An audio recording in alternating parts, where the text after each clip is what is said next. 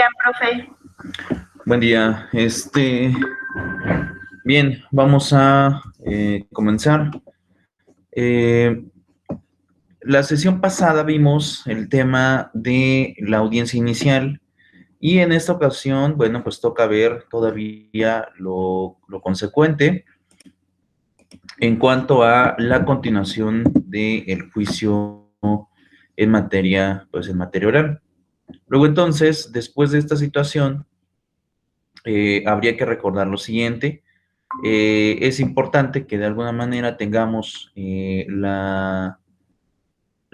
apoyo, por así llamarlo, del Código Nacional de Procedimientos Penales y obviamente también la indicación que este código pues manifiesta sobre este tipo de, pues sobre ese tipo de, pues este tipo de procedimientos. Y en este sentido, habría que recordar lo siguiente. En esta etapa que les decía yo, que prácticamente es la etapa inicial, cuando vamos al control de la detención, que tiene también sus etapas, sus propias subetapas, pues este tipo de audiencias.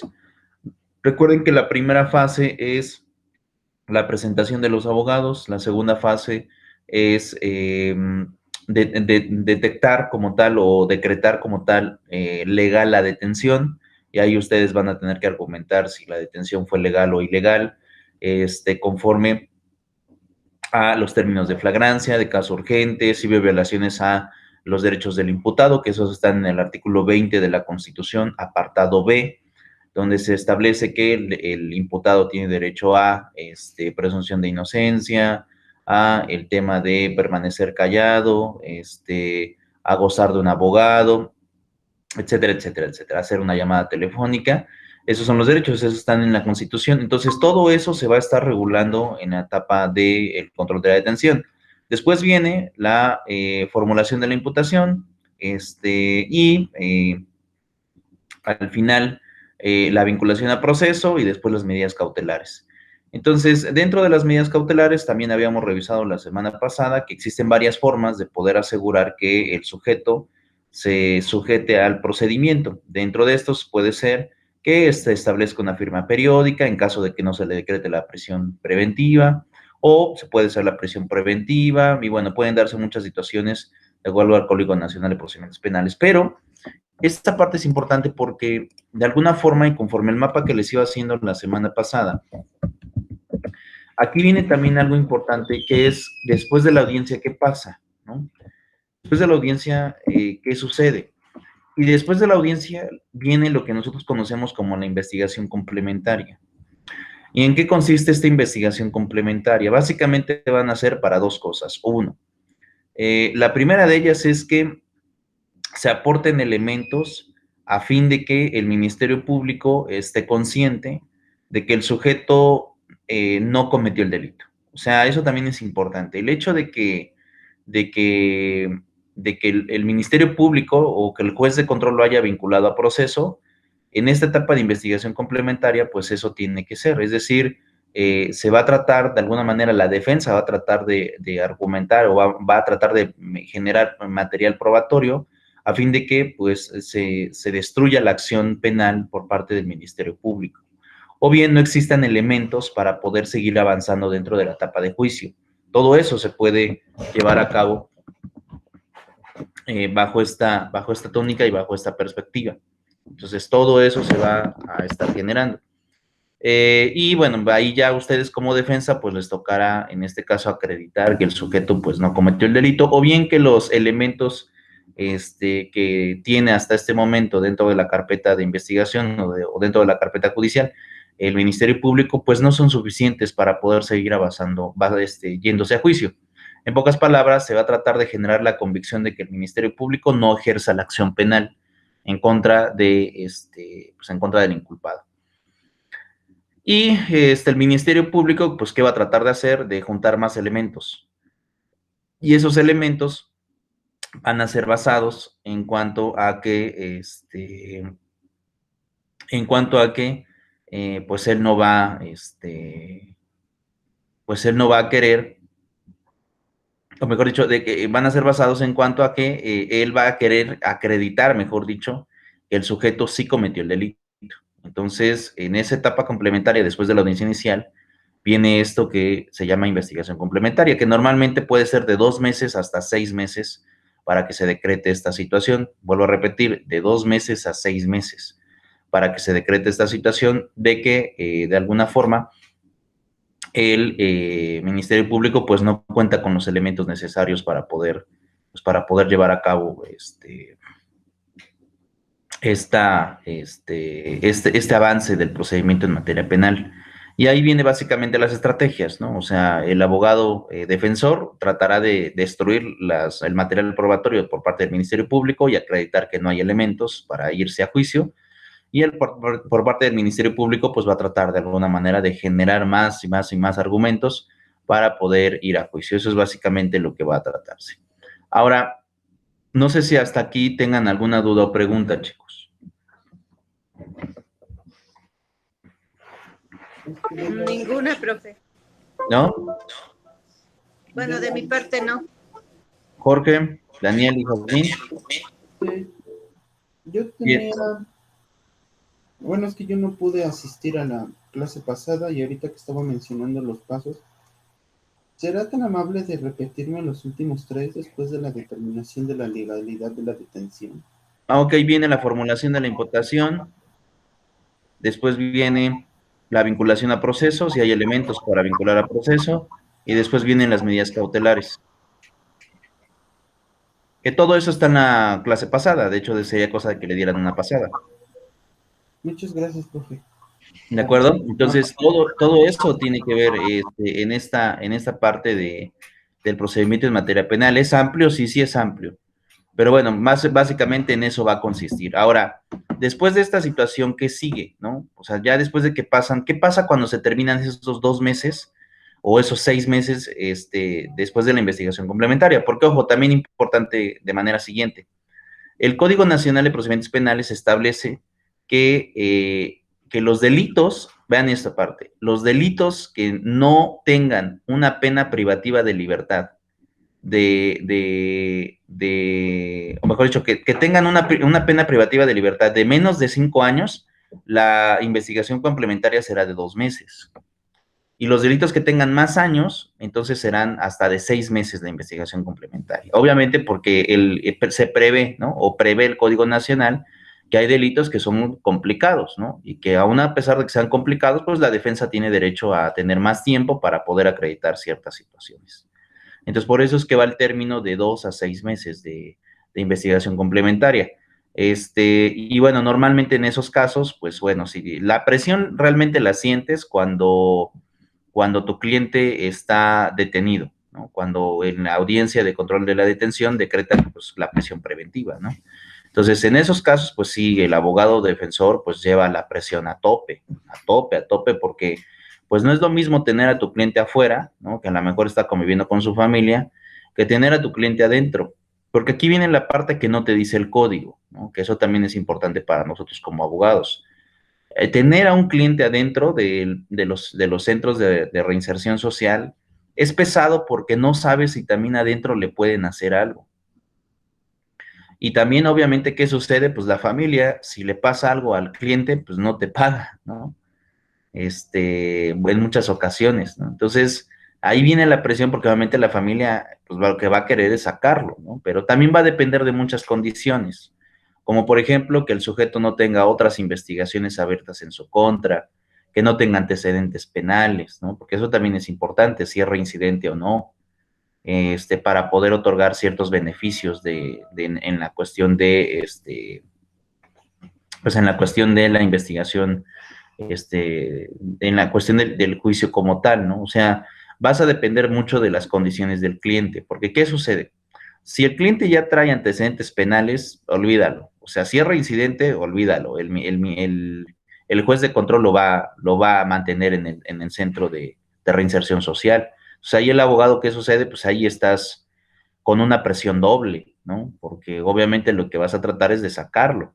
Y, digamos, se va a escuchar hasta raro, ¿no? Se va a escuchar así como medio chistoso, pero hasta te pones a hacer oración para que adentro del penal pues no le hagan nada, ¿no? porque pues es claro que dentro, cuando llega a población, o cuando llegan a estancia, que es básicamente la primera parte donde no están los sentenciados, es difícil para los clientes estar allí, porque obviamente, pues imagínense, en estancia es lo más duro que cuando ya estás en población. Población es cuando ya estás en el lugar de los sentenciados, ya estás en tus celdas y estás en el patio. Cuando estás en estancia, estás en tu celda, pero todavía no pasas a patio. Y ahí lo complicado es que en estancia, como están todos los que no están todavía sentenciados, pues es un número grande de personas que están por celda. Y si alguna vez ustedes han visto películas de cómo es la cárcel por dentro, allí en estancia, o sea, en la primera parte donde están los no sentenciados, es donde regularmente existen 12, 14 personas por celda. Entonces, pues es complicado el ambiente porque pues tú llegas y pues para empezar no te puedes dormir, ¿no? O sea, no puedes dormirte acostado porque hay otras personas que están allí y si quieres dormir acostado, pues tienes que pagar, ¿no? Y ahí vienen las historias de los colgados, ¿no? Hay mucha gente que se cuelga en las rejas para poder dormir literalmente colgado. Y luego ya tienen problemas de trombosis en los pies, porque pues, los pies también llega un momento en donde si tú no los alzas o los descansas, pues también se hinchan y empiezan a tener problemas de salud. Entonces, en ese momento, cuando están en estancia, es lo más complicado. Ahí es donde regularmente, pues, se agreden, ¿no? Entre ellos mismos, se extorsionan, pero porque son muchos. Ya cuando pasan a patio, es un poco más tranquilo, porque de alguna forma en patio, digamos que hay por celdas y son 4 personas. Cuando ya están sentenciados, en las celdas, pues ya son 4 personas y ya por celda, pues ya como que cada uno puede dormir, está acostado, pero cuando están en estancia es sumamente complicado, pues son muchísimos, ¿no?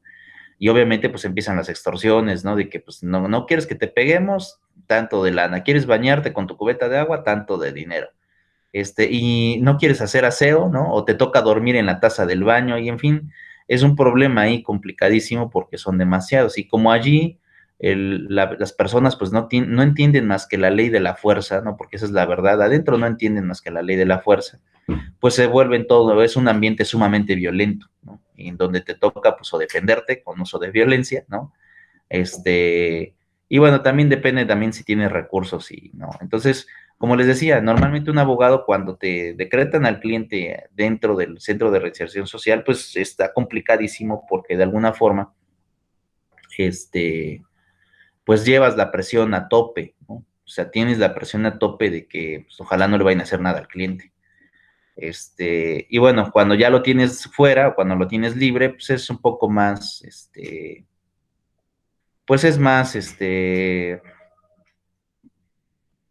más, pues más descansado, y de alguna manera, pues no hay tanto problema, ¿no? Que todavía tienes como que esa libertad de decidir, ¿no? De que, bueno, sí tienes el problema encima, pero tienes como que la oportunidad de tener un poco más de visión, más de tranquilidad, porque pues también el cliente está acá en su casa, ¿no? Entonces ya puedes ver diferentes alternativas de cómo solucionar ese problema. Pero bueno, eso es lo que les decía, eso es lo que pasa normalmente cuando vas a procedimiento, cuando estás en la etapa de investigación complementaria, pues es un poco complicado ante esa situación de esa naturaleza. ¿Cómo ven? ¿Cómo ven, chicos? Pues es una triste realidad. Es un tanto complicado. Ok. ¿Por qué triste realidad, Jorge, y por qué complicado, María Luisa? Primero escucho a Jorge y ahorita voy contigo, María Luisa. Digo triste realidad porque pues viven en condiciones deplorables. Digo, muchos se lo merecen, pero muchos otros no. Pues sí, es un tema ahí que a lo mejor podríamos debatir, ¿no? En cuanto a que si se merecen o no, porque al final de cuentas también vamos a depender pues sí, literalmente de la, de la realidad como tal, ¿no? Pero bueno, pues es una cuestión que ahí nos toca a nosotros estar al frente de la batalla, ¿no? Nos toca, pues, de alguna forma, tener cierta, pues, cierta templanza, ¿no? Porque nosotros no los juzgamos, recuerden, nosotros no los juzgamos, a nosotros nos contratan para realizar un acto, que es la defensa, o inculpar a una persona, que eso también es duro, ¿eh? Cuando inculpamos a alguien, ¿no? Porque a lo mejor pues, nosotros estamos conscientes que esa persona puede estar o permanecer en la cárcel durante mucho tiempo. Y bueno, se vuelve un poco complicado y complejo ahí ver directrices de cómo es que se va a estar resolviendo ese tipo de situaciones, pero bueno, al final es algo que se tiene que hacer para poder pues tener de alguna manera puntos, ¿no? En cuanto a nuestra cuestión litigiosa. Pero pues nosotros no los metimos en ese problema, ¿no? Sino que ellos mismos se metieron al realizar un acto que pues era indebido y prohibido por la ley, ¿no? Pero pues obviamente cuando te contratan pues es complicado, ¿no? Realmente la presión es muy fuerte. Aún a pesar de que solamente seamos el abogado, es sumamente complejo, ¿no? Nosotros no estamos en ellos, ¿no? En ellos que van al penal o que en ellos, pero es complejísimo este tipo de cosas. María Luisa, ¿por qué dices eso? Pues yo lo decía por el que defiende y por el que está adentro, ¿no? Porque, bueno, como usted dice, por las condiciones en las que están y por el que defiende, porque tiene que buscar todos los recursos legales para que pueda salir libre y que, como usted dice, no le hagan nada, no lo vayan a golpear, le vayan a hacer alguna otra cosa y pues es un riesgo de trabajo para uno, tanto en lo económico como en lo personal, porque pues toma uno la responsabilidad desde el momento en que dice uno que sí llevo el caso. Es correcto. Y bueno, como les decía, pues es complicado, dependes de muchas cosas, dependes de las situaciones, dependes incluso de la benevolencia o de la suerte, ¿no? También, porque del criterio del juzgador, ¿no? De la benevolencia a veces del Ministerio Público, dependen muchas cosas, es un tema complicado, ¿no? El hablar sobre la libertad de una persona es sumamente complicado y es algo que tienes que tomar con mucha responsabilidad, no es algo que se tome a la ligera, ¿no? Es algo muy, muy delicado y de lo cual pues tienes que estar completamente consciente de lo que vas y de lo que no vas a hacer, pero es un tema complicado. Pero bueno, ¿qué sucede como tal ya cuando ya de alguna manera pasa este procedimiento de la investigación complementaria? Ahí se va a cerrar la instrucción, ¿no? ¿De acuerdo? Ahí básicamente se cierra la instrucción, y el Ministerio Público, después de que se cierra la investigación complementaria, tiene 15 días a partir del cierre para ir,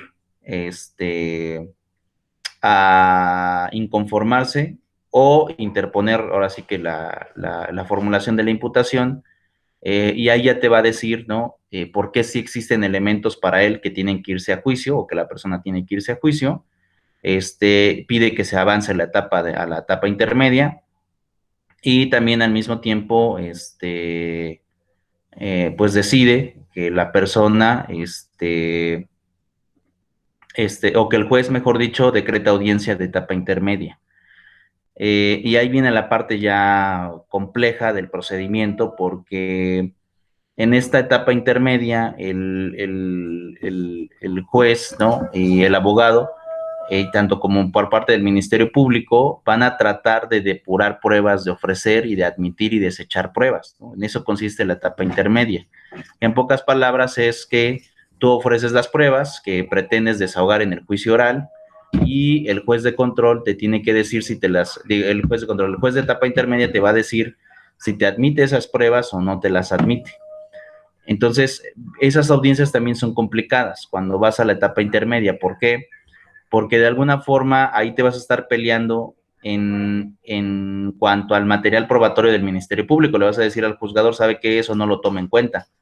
y el juzgador va a tener que decir, pero ¿por qué no lo voy a tomar en cuenta? Entonces tú ya tienes que entrar ahí con argumentos legales para poder decir es que esto violenta a lo mejor derechos humanos o fue obtenida la prueba de manera ilegal, y pueden darse muchas situaciones allí, pero de alguna forma empieza el pleito y obviamente el Ministerio Público también te va a pelear, ¿no?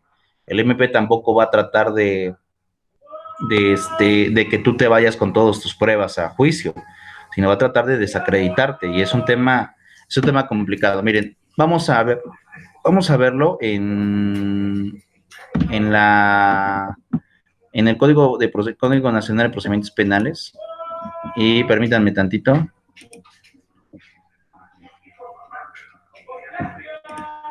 Y lo vamos a poner acá.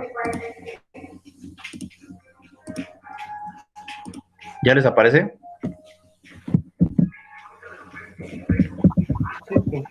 Ya, profe.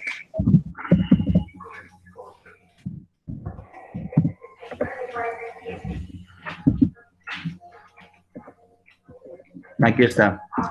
¿Cuál es el objeto de la etapa intermedia? Ya cuando se acabó la investigación complementaria, ¿en qué consiste esta etapa intermedia del juicio? Que es básicamente la mitad del juicio. ¿Alguien me puede apoyar aquí leyendo cuál es el objeto de la etapa intermedia? A ver, yo. Nada más si le pone un poquito de zoom, profe, porfa. Ahí. La etapa intermedia tiene como objeto el ofrecimiento y administración de los medios de prueba, así como la depuración de los hechos controvertidos que serán materia de juicio. Ok, entonces ahí hacemos el ofrecimiento y el juez va a decirnos si nos admite o nos desecha las pruebas que pretendemos desahogar en juicio. Ahí nos vamos al ofrecimiento. Entonces ahí es donde ofreces tú las pruebas, ¿de acuerdo? Dice, en esta etapa se compondrá de dos fases, una escrita y otra oral. La fase escrita iniciará con el escrito de acusación que formule el Ministerio Público y comprenderá todos los actos previos a la celebración de la audiencia intermedia. La segunda fase dará inicio con la celebración de la audiencia intermedia y culminará con el dictado del auto de apertura a juicio. Entonces, ojo con esto, porque pues básicamente es un tema complicado.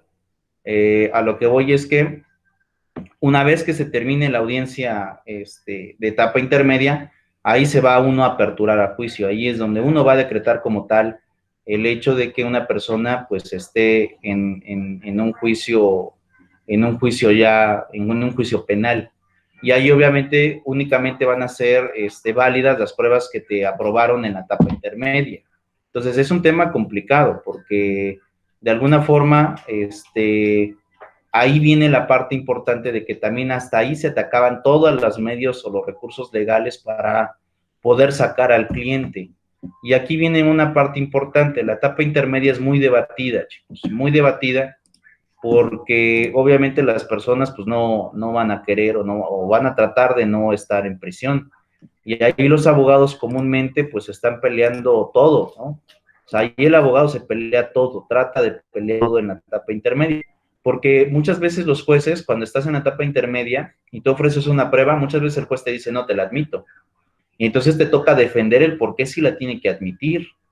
Y te puedes inconformar sobre las determinaciones que tome el juez de etapa intermedia. Que aquí es algo importante que tengo que decirles. El juez de etapa intermedia es un juez diferente al juez de control, que estuvo en la primera parte del juicio, ¿no? En la primera parte o en la investigación complementaria. Ese es un juez, nada más.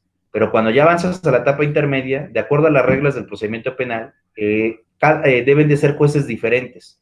Es decir, el juez de inicio no puede ser el mismo juez que el de etapa intermedia, ni tampoco puede ser el juez del juicio oral. Tienen que ser jueces diferentes, a fin de garantizar el principio de imparcialidad en la administración de justicia. Y esto tiene que ver con que, pues, de alguna manera, pues, no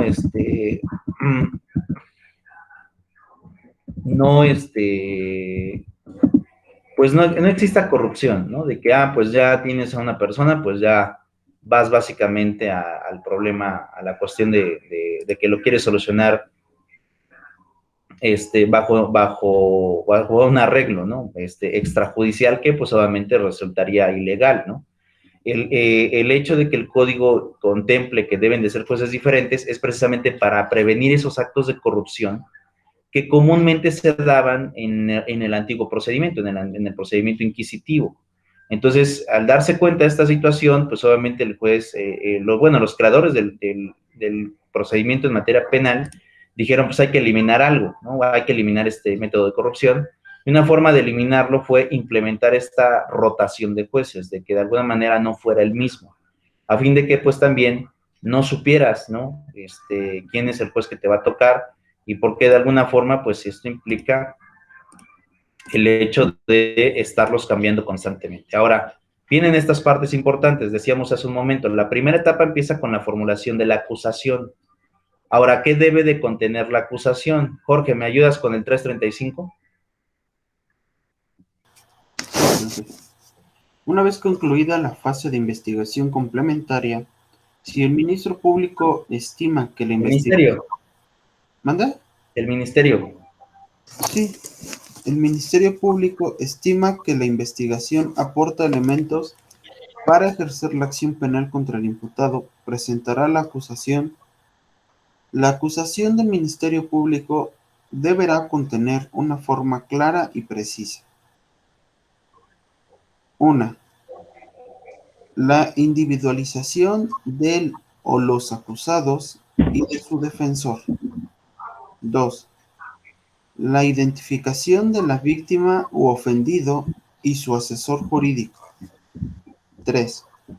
La relación clara, precisa, circunstanciada y específica de los hechos atribuidos en modo, tiempo y lugar, así como su clasificación jurídica. 4. La relación de las modalidades del delito que concurrieren. 5. La autoría o participación concreta que se atribuye al acusado. 6. La expresión de los preceptos legales aplicables. 7. El señalamiento de los medios de prueba que pretendan ofrecer, así como la prueba anticipada que se hubiere desahogado en la etapa de investigación. 8. El monto de la reparación del daño y los medios de prueba que ofrecen para probarla. 9. La pena o medida de seguridad cuya aplicación se solicita, incluyendo en su caso la correspondiente al concurso de delitos. 10. Los medios de prueba que el Ministerio Público pretenda presentar para la individualización de la pena y, en su caso, para la procedencia de sustantivos de la pena de prisión o suspensión de la misma. 11. La solicitud de decomisos de los bienes asegurados. 12. La propuesta de acuerdos probatorios en su caso. 13. La solicitud de que se aplique alguna forma de determinación anticipada del proceso cuando ésta proceda. Ok, bien. Estos son los elementos que va a tener como tal la acusación del, pues del Ministerio Público. Ahora, aquí hay algo muy importante. En esta etapa intermedia se puede generar un procedimiento que se conoce, bueno, dos procedimientos. Uno de ellos se conoce como el procedimiento abreviado y el otro es la suspensión condicional del procedimiento. Los dos tienen por objeto, de alguna forma, evitar ir a juicio y tener beneficios para el inculpado. ¿Cuáles son estos? La suspensión condicional del proceso consiste en que el inculpado puede tener derecho a no ir a juicio, a pesar de que a lo mejor cometió el delito. Puede evitar ir a juicio. Y él, por voluntad propia y con aceptación del Ministerio Público y del juez, puede someterse a condiciones del procedimiento con el objeto de que si cumple estas condiciones durante 6 meses o 1 año o el tiempo que sea necesario, se dé por cumplido la comisión del delito. Entonces, por allí viene esta situación de que de alguna forma se puede tener esa benevolencia. Ahora, y luego viene la otra cuestión que es el procedimiento abreviado. El procedimiento abreviado es cuando tú vas y te decretas te declaras culpable del delito. Y por esta situación se puede reducir la pena hasta el 50% de lo que originalmente te correspondería. Y tendrías el beneficio de salir libre. Es decir, tendrías el beneficio de estar en tu casa y no estar recluido en prisión. Obviamente vas a tener que cumplir condiciones también, como por ejemplo ir a firmar y bueno, no salir del país, etcétera, etcétera, etcétera. Entonces se pueden dar muchas situaciones ante esta perspectiva, pero obviamente cada uno funciona de manera distinta, porque la suspensión condicional del proceso, ahí tú no vas y te decretas como culpable, simplemente tienes el beneficio que te otorga la ley, pero también tienes que cumplir con ciertos requisitos, como por ejemplo, no ser una persona reincidente, que eso también es importante. Si tú eres una persona que ya has tenido problemas legales anteriormente, no puedes tener este beneficio. Si eres una persona que con anterioridad a este hecho ya tuviste algún otro medio o una salida alterna al procedimiento, o sea, ya fuiste beneficiado por otro delito, por alguna salida alterna, tampoco tienes ya derecho a este beneficio. Solamente lo puedes aplicar una sola vez, no más. Y es precisamente por esto, ¿no? Precisamente por esta situación. Se trata de obtener de alguna forma estos beneficios que te otorga la ley, siempre y cuando tu delito sea menor, porque obviamente no puede tener más de 5 años de prisión como media aritmética, y por otro lado, que no tengas antecedentes penales o otras carpetas o haya sido beneficiado con algún otro medio en otro procedimiento diferente. Entonces, en ese sentido, puedes gozar de este beneficio. En el caso del procedimiento abreviado, es diferente, porque el procedimiento abreviado, allí sí, como tal, tienes de alguna forma que irte a declarar culpable y negocias con el Ministerio Público que no pida la máxima en los años de prisión. Es decir, le pides al Ministerio Público que en lugar de que te pida a lo mejor la máxima, que son 3 o 5 años, te dé 2 años y medio o 1 año y medio. Entonces, bajo esa tónica, puedes solicitarle, ¿sabes qué? Pues no me mandes a prisión, ¿no? Sino pídeme que yo venga a firmar o continúe firmando, y bueno, me abstenga de manejar, de conducir vehículos, de salir del país, ¿no? De no mantener o no tener armas de fuego.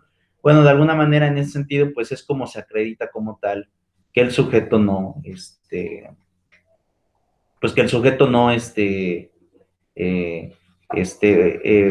no vaya a prisión y pueda permanecer en el cumplimiento. Ahí sí tiene que permanecer en el cumplimiento de su procedimiento afuera, es decir, en su casa. Pero obviamente también está condicionado, que no puede meterse en problemas con otro delito diverso, ¿no? Porque si no se puede mandar a traer la orden de aprehensión. Es un tema complicado porque básicamente son muchas condiciones las que se tienen que cumplir, pero pues se puede lograr que de alguna forma el sujeto pues esté en su casa, siempre y cuando pues no tenga estos antecedentes, no haya sido beneficiado, y siempre y cuando, por ejemplo, esto también es importante, en el caso de la suspensión condicional del proceso,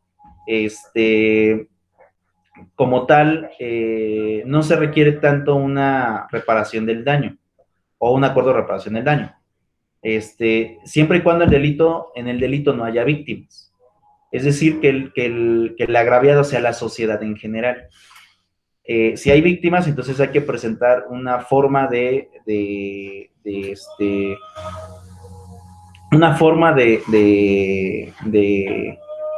reparación del daño. Y en el caso del procedimiento abreviado pasa lo mismo, ¿no? En el procedimiento abreviado, sí, como tal, puedes decretar una manera de poder, en este caso, llevar a cabo la posibilidad de que, pues también repares daño si es que hay víctima, y en su caso, si es que no hubiera víctima, que a lo mejor hicieras algún tipo de donación, también eso se puede hacer para reparar daño, ¿no?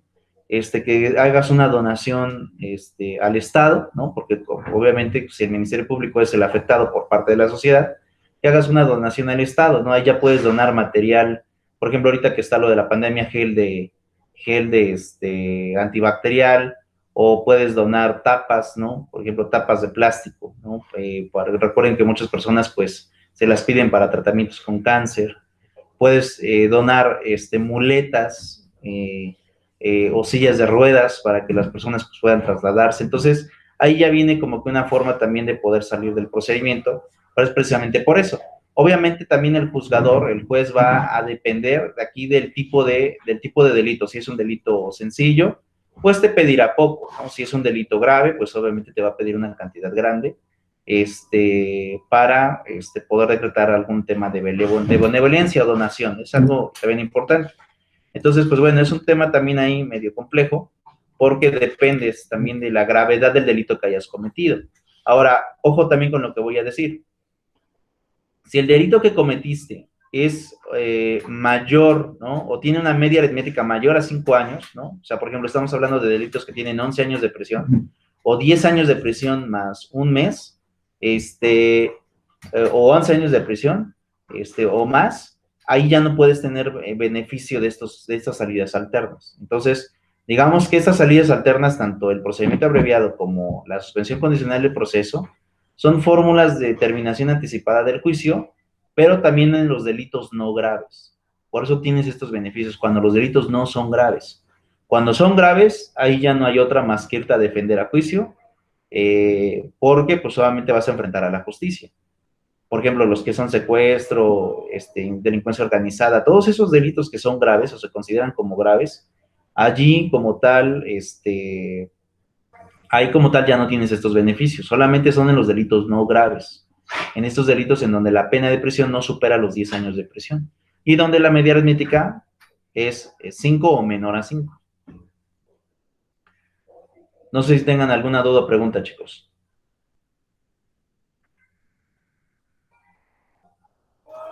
Hasta el momento no, profe. ¿Los demás? No, profe. Bueno, sí.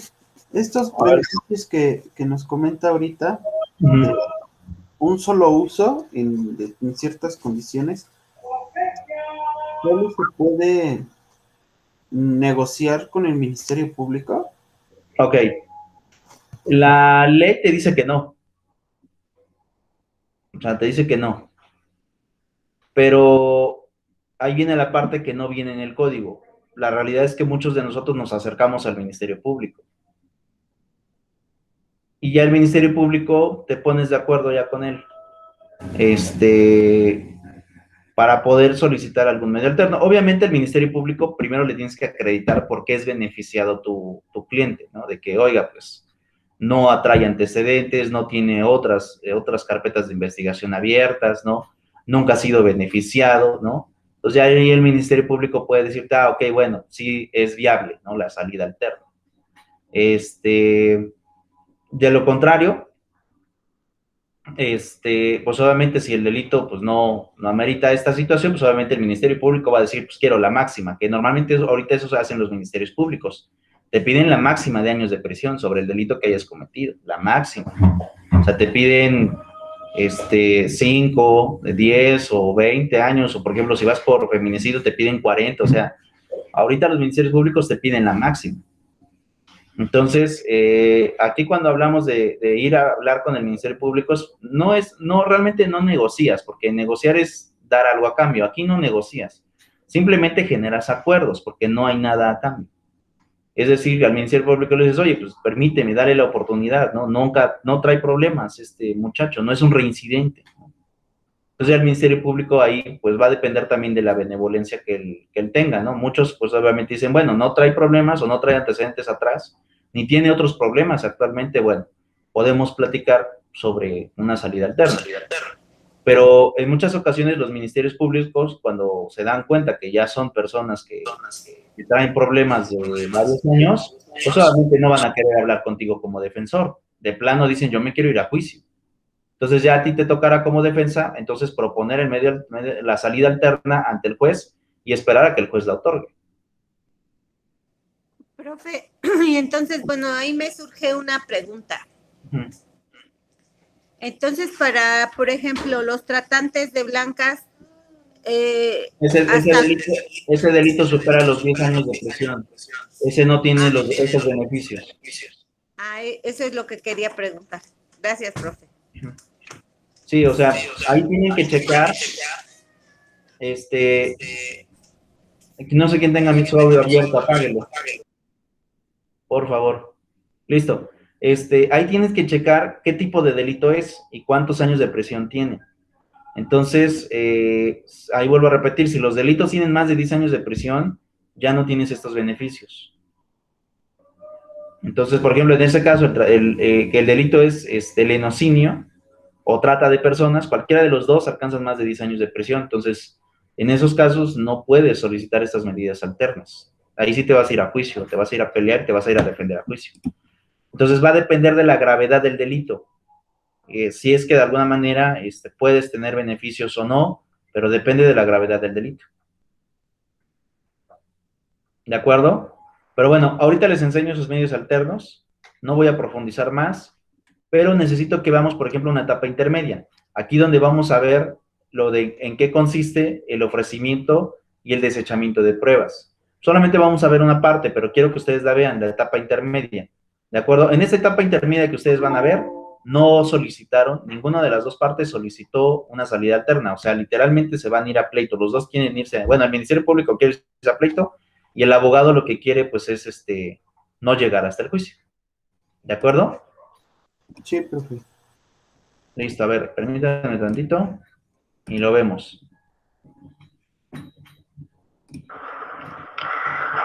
Muy buenas tardes, mi nombre es Nayeli Guadalupe Vanegas Campa, encargada de sala, y siendo las 12 horas con 14 minutos del día jueves 12 de julio del año 2018, nos encontramos constituidos en la sala de audiencias número 7 del Juzgado de Control y Juicio Oral del Primer Distrito Judicial con sede en Tonalá, Jalisco, a efecto de celebrar audiencia intermedia dentro de la carpeta administrativa número 3920, diagonal 2017, la cual se deriva a su vez de la carpeta de investigación número 16.081, diagonal 2017, misma que se sigue en contra de la persona de nombre Eric Puente Sauceda por la probabilidad de que cometió el hecho que la ley señala como delito, siendo el de maltrato infantil, así como el de lesiones simples previstos por el artículo 142N y 206, respectivamente, fracción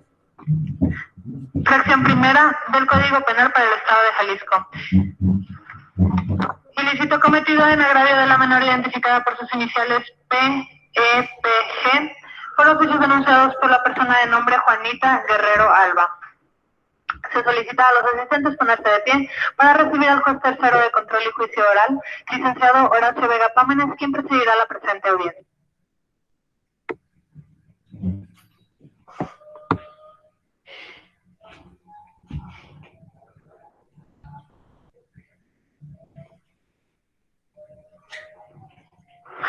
Pues bien, una vez que ha sido señalada por parte de la encargada sala la naturaleza de la presente audiencia, procedo a llevar a cabo la individualización de las partes en la misma.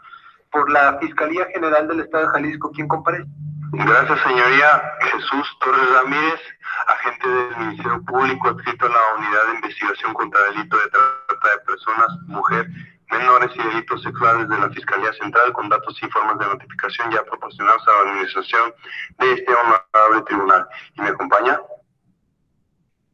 Buen día, señoría. Su servidor abogado Óscar Salud Becerra, asesor jurídico de la víctima y el ofendido, con actividad reconocido y datos previamente registrados. ¿Y me acompaña? Buenas tardes, señoría. ¿Sí pueden ver el video, chicos? Sí, profe. Ah, ok, listo. Sí, sí se ve. Protección de niñas, niños y adolescentes del Estado de Jalisco, abogado Jaime Sandoval Guzmán, con datos y formas de notificación ya registrados.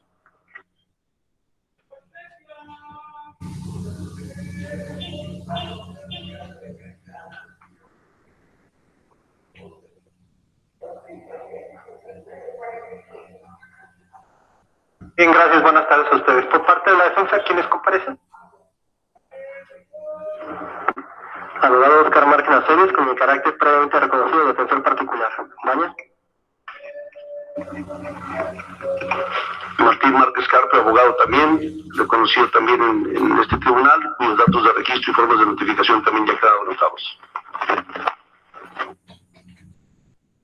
Abogado Daniel Hernández Silva, con número de cédula profesional PEJ 297765, expedida por la Dirección de Profesión del Estado de Jalisco. Gracias. ¿Me puede repetir su nombre, por favor? Daniel Hernández Silva. Señalando como forma para recibir notificaciones la finca marcada con antelación por mis compañeros codefensores. Gracias. ¿Lo molesto con su número de cédula profesional, por favor?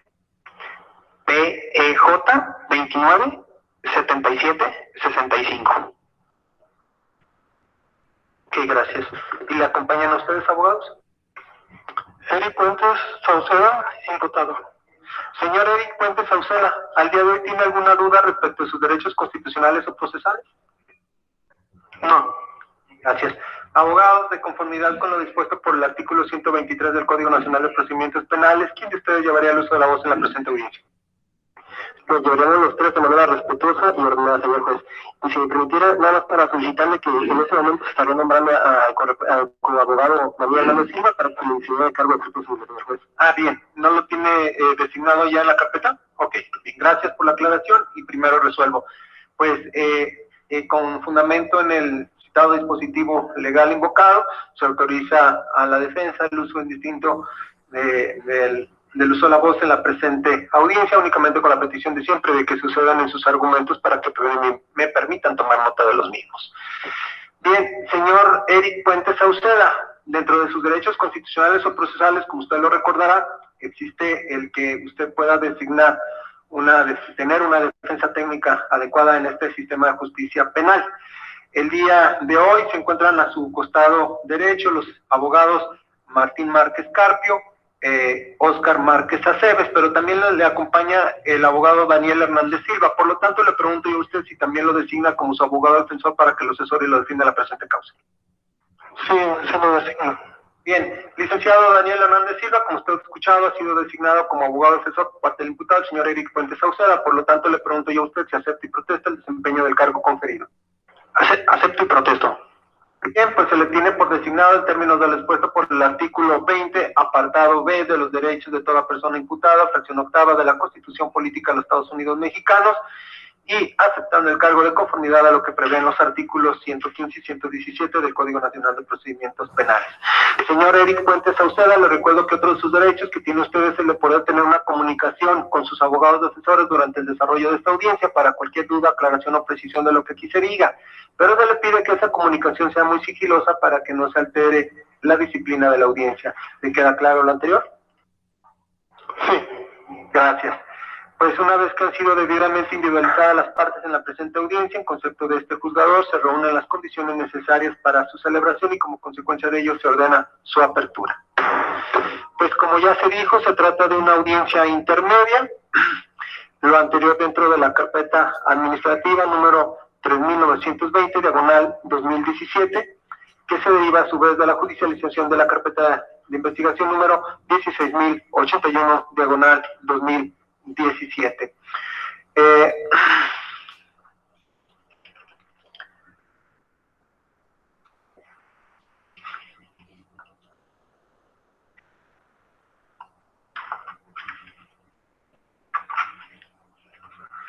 En razón de ello, le otorgo el uso de la voz al agente del Ministerio Público.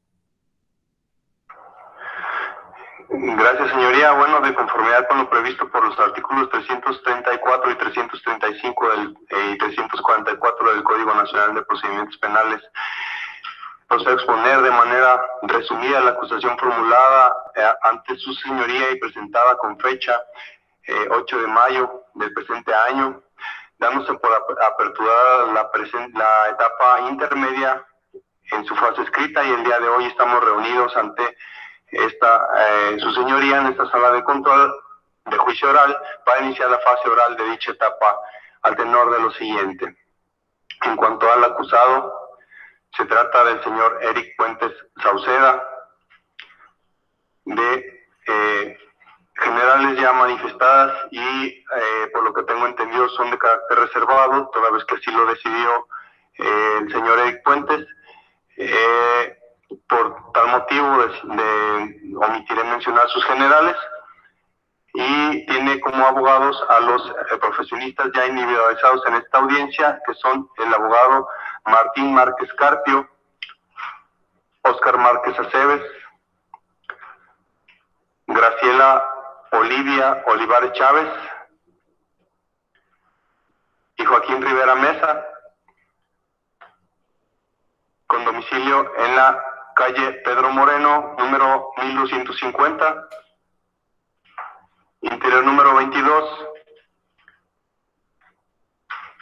en la colonia americana de la ciudad de Guadalajara. En cuanto a la víctima, se trata de la femenina de identidad reservada, de iniciales PEPG, de 16 años al momento de la comisión de los hechos, y de generales también reservadas, como ya se estableció.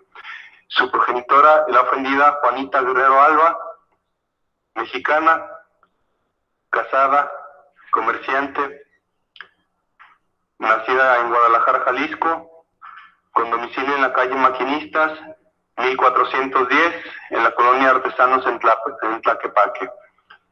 Como asesor jurídico, el licenciado Óscar Solorio Becerra y el licenciado José Antonio Quijas Barragán, con domicilio en la finca marcada con el número 493, interior 6, letra A, de la avenida Chapultepec Sur, en la ciudad de Guadalajara, Jalisco. En cuanto a los hechos que se le imputan al señor Eric Puentes Sauceda, establecer que el señor Eric es progenitor de la menor víctima, quien actualmente cuenta con 17 años de edad, pero desde que la víctima contaba con la edad de 8 años, el señor Eric Puentes Sauceda comenzó a agredirla de manera física como verbal, pegándole en brazos, pechos, pateándola en sus piernas, y la insulta con palabras como mensa y ramera.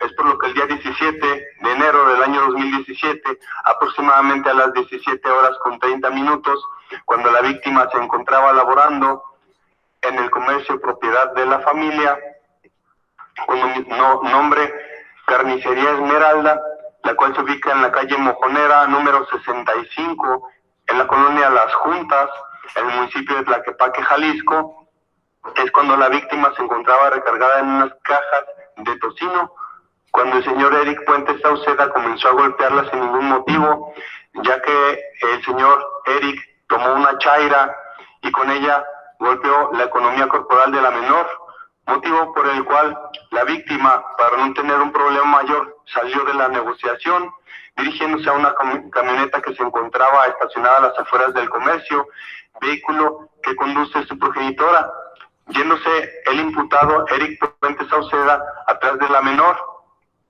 por lo que la víctima se subió al vehículo, y al tratar de cerrar la puerta, el acusado comenzó a jalonear y a golpear a su menor hija, golpeándola con el puño y su economía corporal, momento en el que le propina un golpe en su pecho izquierdo. De tal manera, en este momento intervino el señor Eric Puentes Guerrero, hermano de la víctima, para que el imputado dejara de golpear a la menor víctima, a quien golpeaba sin ningún motivo alguno. Presenciando estos hechos, la denunciante y progenitora de la menor, de nombre Juanita Guerrero Alba, así como la tía de la misma, de nombre Almadelia Guerrero Alba, quienes manifestaron los hechos que presenciaron en el correspondiente registro de entrevista, a quienes el imputado Eric Puente Sauceda les manifestó que únicamente estaba jugando con la víctima, siendo esto falso, ocasionándole así lesiones en su economía corporal a la víctima, mismas que se encuentran descritas en el parte médico de lesiones expedido a favor de la víctima con número 5386, elaborado por el personal de servicios médicos de Tlaquepaque, Jalisco, siendo las siguientes: equimosis, al parecer producido por agente contundente, localizado en mama izquierda de aproximadamente 3 centímetros de diámetro. Lesiones que por su situación y naturaleza no ponen en peligro la vida y tardan más de 15 días en sanar. Parte médico elaborado el día 24 de enero del año 2017, causando además con dicho maltrato también un daño psicológico, tal como se desprende del dictamen de evaluación psicológica que le fuera realizado a la víctima por parte del perito en psicología Irma Selene Farías Álvarez, adscrito al Instituto Jalisciense de Ciencias Forenses. Hechos estos que se les otorga la denominación jurídica de maltrato infantil y lesiones dolosas, previstos por los artículos 142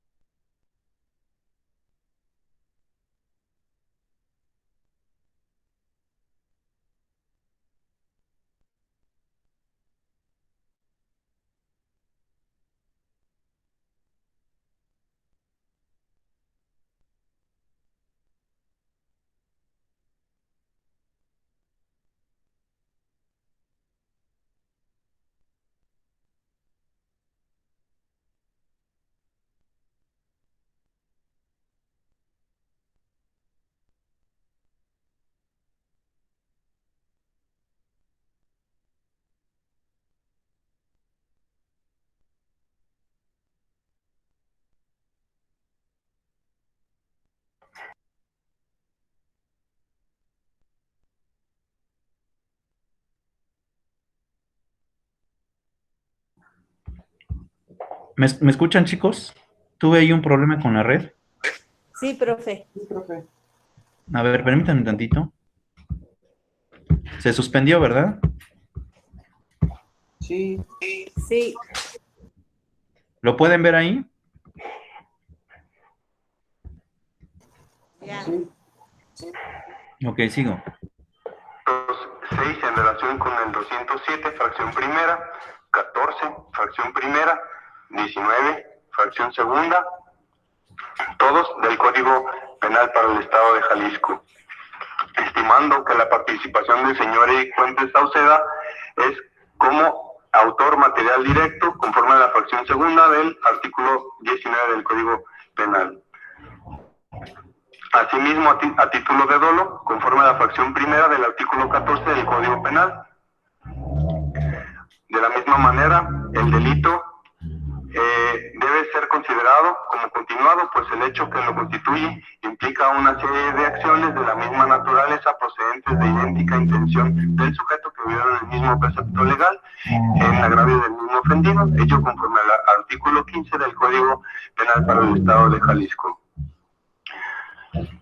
En cuanto a los medios de prueba que se pretende se admitan para su reproducción en el juicio, y para acreditar los hechos en los que esta fiscalía pretende sostener su acusación, ello conforme al artículo 335, fracción séptima del Código Nacional de Procedimientos Penales, me permito mencionar a los siguientes testigos, que son la declaración a cargo de la progenitora de la menor víctima, es la señora Juanita Guerrero Alba, solicitando sea citada por conducto del tribunal para efectos de que se le recabe su testimonio en la audiencia de juicio oral, y quien tiene su domicilio particular ubicado en la finca marcada con el número 1410 de la calle Maquinistas, en la colonia Artesanos, en Tlaquepaque, Jalisco. Ella depondrá sobre circunstancias anteriores y posteriores en relación a los hechos que se investigan como víctima indirecta del hecho, ya que es ella quien se percata de los hechos investigados en agravio de su víctima, de su hija víctima, por presenciar algunos de estos, y los demás la víctima se los platica, siendo esta quien la lleva a recibir atención médica y la traslada a levantar la denuncia correspondiente. Además, acreditará la minoría de edad y entroncamiento con su hija. También la declaración a cargo de la víctima de identidad reservada y de iniciales PEPG, quien solicito también sea citada por conducto del tribunal, esto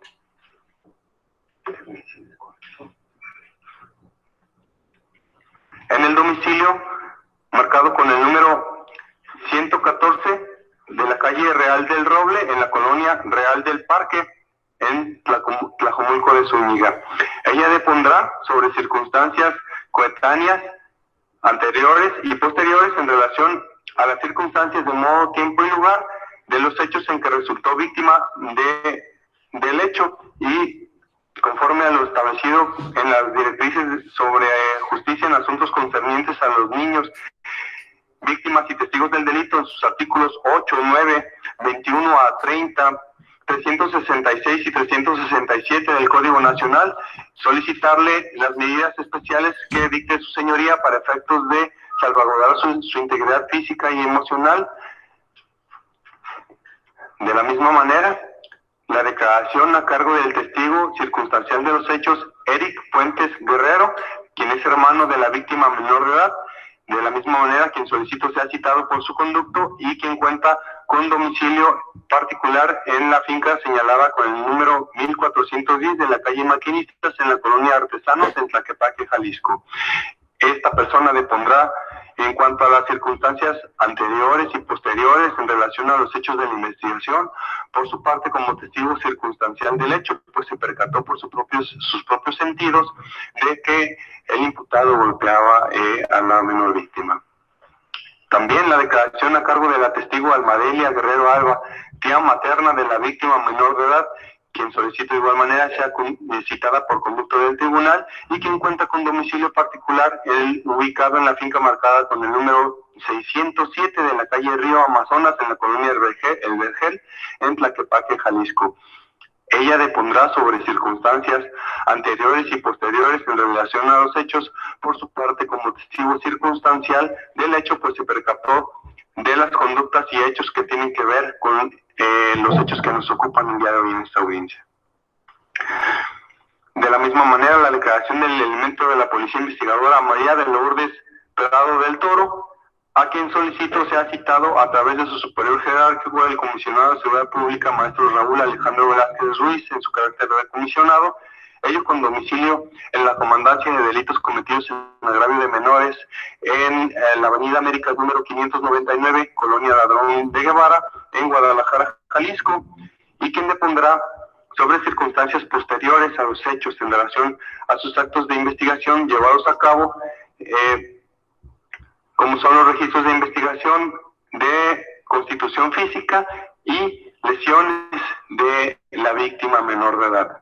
De la misma manera, en la declaración a cargo del policía investigador Pedro Ayala Amezcua, quien solicito sea citado a través de su superior jerárquico, el comisionado de Seguridad Pública Raúl Alejandro Velázquez Ruiz, con domicilio en la Comandancia de Delitos Cometidos en Agravios de Menores, esto en la Avenida Américas número 599, en la colonia Ladrón de Guevara, en Guadalajara, Jalisco, y este policía investigador depondrá sobre circunstancias posteriores a los hechos en relación a los actos de investigación llevados a cabo por su cuenta en relación a los registros, como lo son registro de individualización o arraigo del imputado, registro de inspección del lugar de los hechos,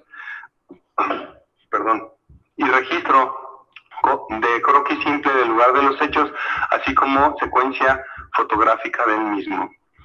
De la misma manera, a efecto de de probar los hechos en materia de la presente acusación, la representación social ofrece las declaraciones de los siguientes peritos, siendo el testimonio a cargo de la doctora médico general Marcela Vargas Langle, adscrita a los servicios médicos municipales de Tlaquepaque, Jalisco, quien solicito sea citada por conducta de su superior jerárquico, el doctor Abner Hernández Franco, director de los servicios médicos municipales del municipio de Tlaquepaque, con domicilio en Avenida Marcos Montero Ruiz, número 959, Colonia El Álamo, en Tlaquepaque, Jalisco, ya que la misma declarará en relación al parte médico de lesiones número 5386, de fecha 24 de enero del año 2017, mediante el cual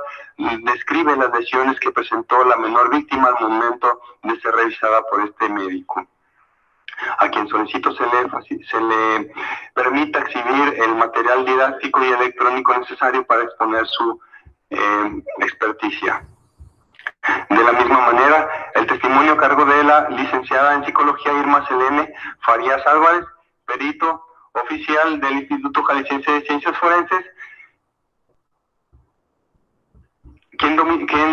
a quien solicito sea citada por conducto de su superior jerárquico, maestro Luis Octavio Cotero Bernal, en su calidad de director general del Instituto Jalisciense de Ciencias Forenses, con domicilio en la calle Batalla de Zacatecas, número 2503, en el fraccionamiento Revolución, en Tlaquepaque, Jalisco, ya que la misma declarará en relación al dictamen con número de oficio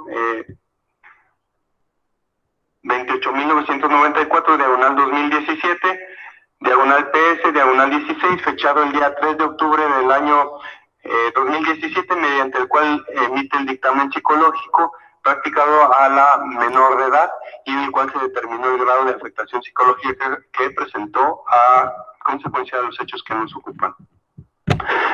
Solicitando se le permita utilizar el material didáctico y electrónico necesario para la exposición de su peritaje. De la misma manera, el testimonio de la licenciada en psicología Liliana Briceño Pelayo, perito habilitado en materia psicológica, dependiente de la Fiscalía de Derechos Humanos, por lo cual solicito sea citada por conducta de su superior jerárquico, el fiscal en Derechos Humanos, licenciado Dante Jaime Aro Reyes, con domicilio en la Avenida Calzada Independencia número 778, Colonia La Perla, en Guadalajara, Jalisco, ya que la misma declarará en relación a su dictamen número IJCF diagonal 40.537, diagonal 2018, diagonal 12 CE, diagonal PS, diagonal 2, de fecha 9 de abril del año 2018, mediante el cual emite el dictamen psicológico practicado a la víctima menor de edad. De la misma manera, solicitando se le permita hacer uso del material didáctico y electrónico necesario para la exposición de su experticia. En cuanto a los documentos, de conformidad por los artículos 380 y 383 del Código Nacional de Procedimientos Penales, a fin de probar los hechos en materia de la presente acusación, esta representación social propone el acta de nacimiento de la víctima menor de edad, con número de acta 1170, inscrita en el libro número 6 de la Oficialía del Registro Civil número 3 de Tlaquepaque, Jalisco, con fecha de nacimiento 5 de septiembre del año 2000 y fecha de registro 2 de octubre del año 2000, de donde se desprende que ella es hija del señor imputado y de la señora Juanita Guerrero Alba. Asimismo, la copia certificada del parte médico de lesiones número 5386, fechado el día 24 de enero del año 2017, emitido por el médico general Marcela Vargas Langle, adscrita a los servicios médicos municipales, mediante el cual se describen las lesiones que presentó la víctima menor de edad al momento de ser revisada por dicho médico.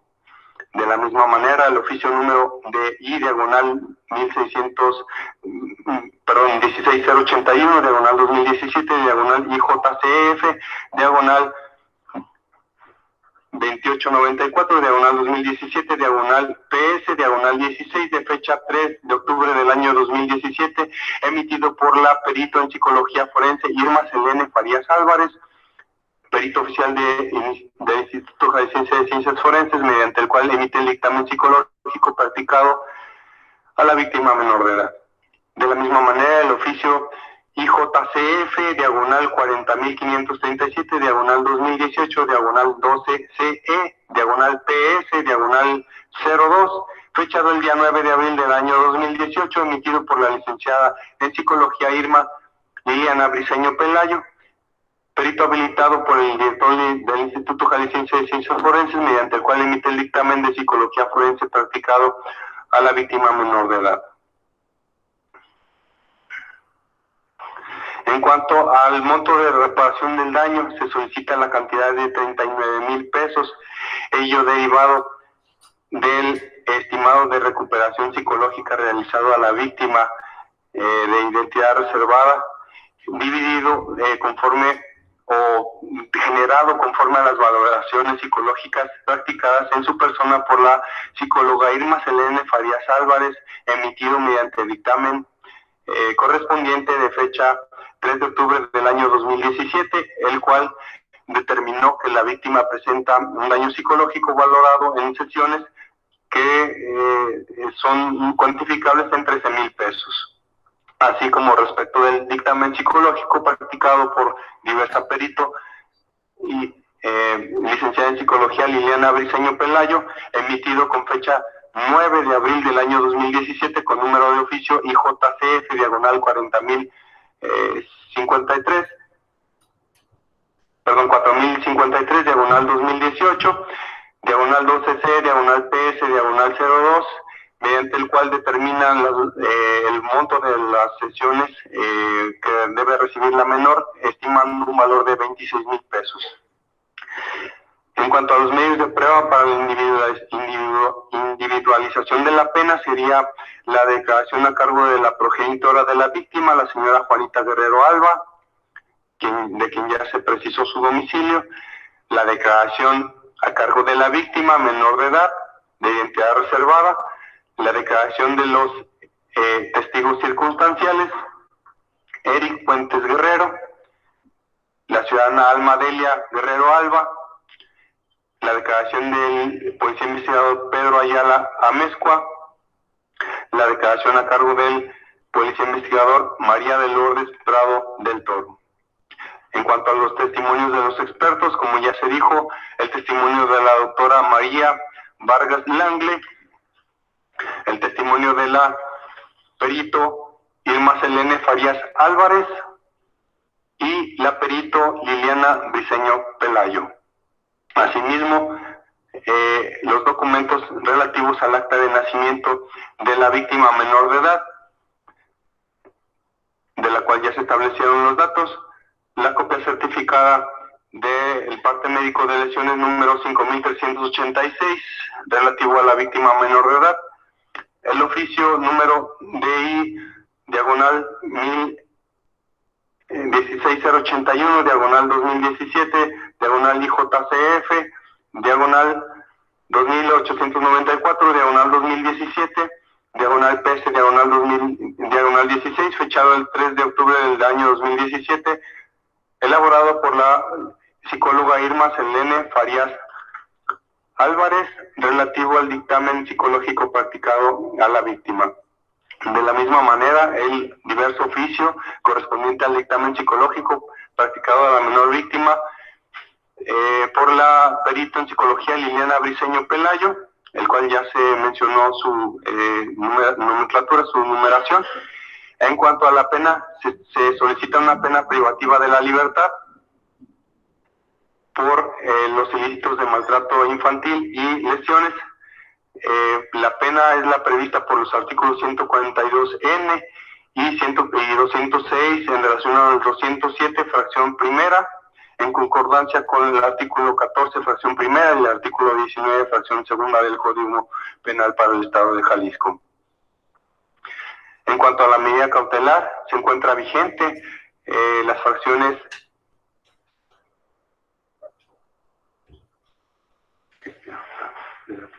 la fracción octava del artículo 155 del Código Nacional de Procedimientos Penales.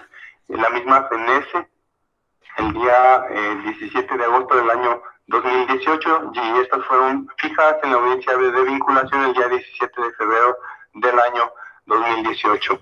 De esta manera, por lo antes expuesto, les solicito, señoría, admita los medios de prueba ofertados por esta representación social por ser pertinentes, idóneos y relevantes para el juicio oral y haber sido recabados con respeto a los derechos humanos de las partes, solicitándole dicte auto de apertura a juicio oral conforme al artículo 347 del Código Nacional y en su caso haga llegar al Tribunal de Enjuiciamiento dicho auto, remitiendo los registros y poniendo a su disposición al acusado. Es cuanto, señoría. Gracias, muy amable. Asesor jurídico. Me sumo a la propuesta de la gente del Ministerio Público reproduciendo sus peticiones. Gracias. Abogado defensor de la Procuraduría, abogado de la Procuraduría de la Defensa de los Derechos del Niño y Niña Adolescente del Estado de Jalisco. Ok, vamos a regresar.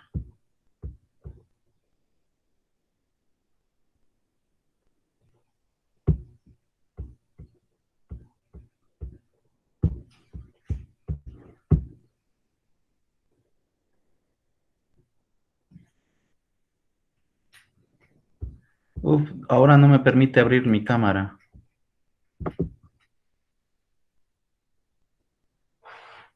Pues si quiere así sin cámara, profe. ¿Mande? Si quiere así sin cámara, igual para que corra mejor su internet. Listo, a ver, no sé qué pasó, es que se suspendió, pero creo que, no sé si fue falla de la línea o fue falla de mi computadora. Y ahora le doy a activar cámara y no me lo permite. Pero bueno, regreso con ustedes.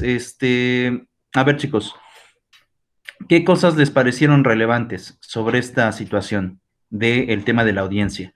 Como podrán darse cuenta, cuando tú vas a la etapa intermedia, ya debes de tener definidos todo tu material probatorio, todo. Ahora, también habría que recordar lo siguiente.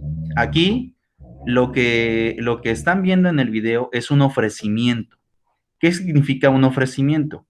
Un ofrecimiento, entre otras cosas, es básicamente el hecho de que tú le propones al juez qué tipo de prueba será la idónea para defenderte y las razones del por qué la estás ofreciendo, así como también qué pretendes probar.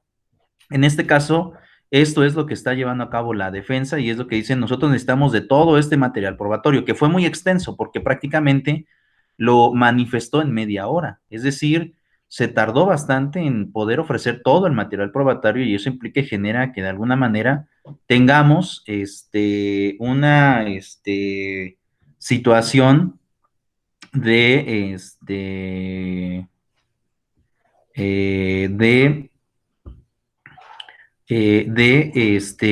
explicación bastante amplia sobre lo que se pretendía o lo que se pretende lograr en la audiencia de juicio oral. Ahora, importante, esta es la etapa intermedia. Aquí no se van a desahogar pruebas, aquí únicamente se ofrecen y el juez te las va a admitir, nada más. Aquí no vas a desahogar pruebas, ni vas a presentar testigos, ni nada de eso, simplemente vas a ofrecer. Y ya dependerá del juzgador cuáles te va a admitir. Obviamente sobre sobre las que no te admita, pues te vas a inconformar. Pero bueno, ¿qué otra cosa les llamó la atención en esta audiencia, chicos?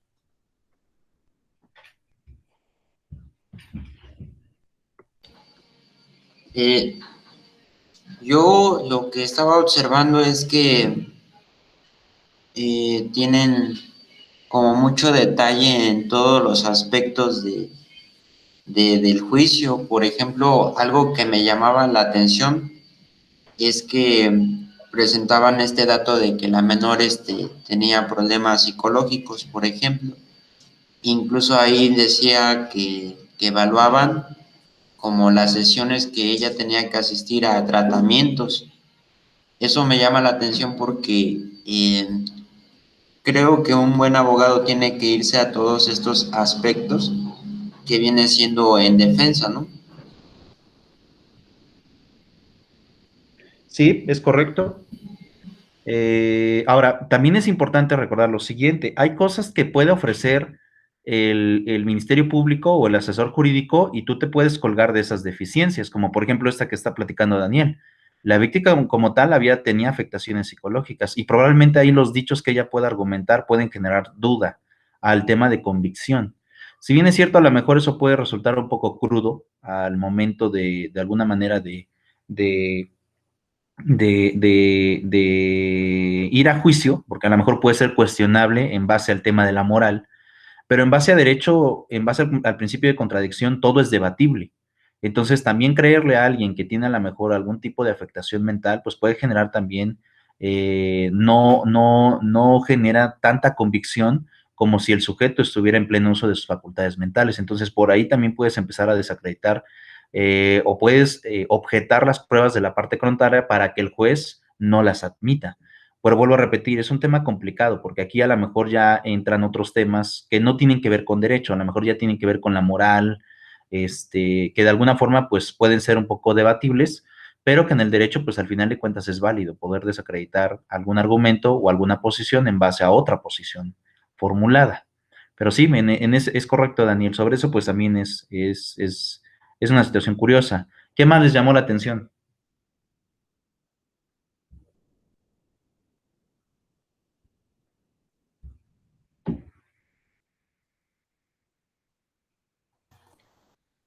A mí me llamó la atención que tenía el imputado 3 abogados, o corríjame si estoy mal. ¿Eran Sí. los 3 sus abogados? Ajá. ¿Por qué 3 abogados? Ok. Es importante también recordar lo siguiente. Normalmente, cuando tú contratas un despacho jurídico, va a depender de si es una sola persona o varias personas. El despacho fija un precio por la defensa. En este caso, el despacho, como ustedes lo están viendo, son 3 abogados. ¿Por qué son 3? ¿Puedes tener más de un abogado en tu defensa? La respuesta es sí. ¿Cuál es el objeto? Pues el objeto principal es, de alguna forma, lograr el objeto de la litigación en cierto sentido. En este caso, pues el objeto primordial es que de alguna forma se obtenga la libertad del sujeto. Y en muchas ocasiones va a depender de la confianza de cada uno de los abogados, pero en muchas ocasiones pues hay veces que entre los 3 obviamente generan nuevas posiciones o nuevos argumentos, se van como complementando. En la audiencia, pues solamente puede hacer uso de la voz uno de ellos, pero obviamente los otros 2 también están para, obviamente, hacer algunas precisiones y al final el que tendrá el uso de la voz será el que tendrá que argumentar frente al juzgador un posicionamiento. Pero no hay límite de abogados, o sea, en realidad no hay límite de abogados, a lo mejor los que quepan en el escritorio, pero pues es con el objeto de que de alguna manera salgan avantes en los procedimientos. Y ahí no importa que sean 3 y el Ministerio Público solamente sea 1, eso ya es efímero, ¿de acuerdo? Pero el objeto es, en ese caso, el poder defender al cliente. Y obviamente, pues como dirían, ¿no? Tres o 2 mentes piensan más que una, ¿no? Entonces, pues también se ven posibilidades. A lo mejor como lo ve un abogado, no lo ve el otro y conforme se van dando las cosas en la audiencia, pues se van complementando.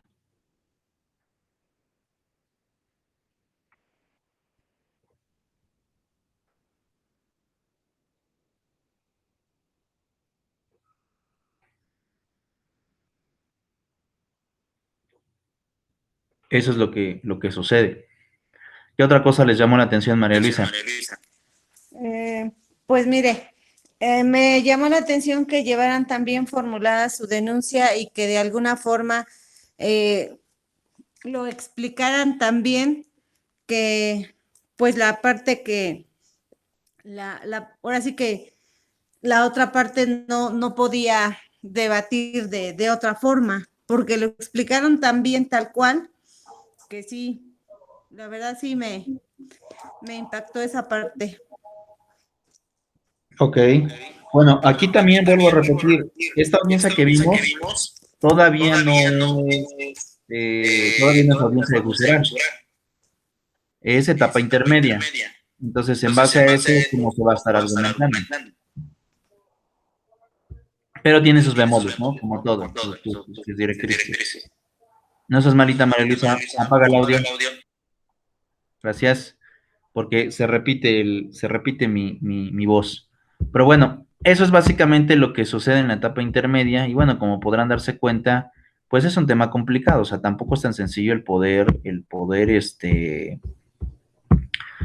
estar frente a esta parte, porque pues bueno, es algo importante. Ahora, ¿qué es lo que viene después en esta audiencia? Lo que vamos a ver ahorita van a ser las contradicciones, es decir, ahorita el Ministerio Público y los asesores jurídicos, aquí por lo que veo son dos también, van a debatir lo que la defensa pretende probar. Entonces, en este caso van a tratar de generar argumentos para que el juez no logre admitir las pruebas a juicio. Eso es lo que van a ver ahorita. Entonces, vamos a ver qué es lo que pasa en esta parte. Ninguna manifestación por el momento, señoría. Muy bien. Abogados defensores.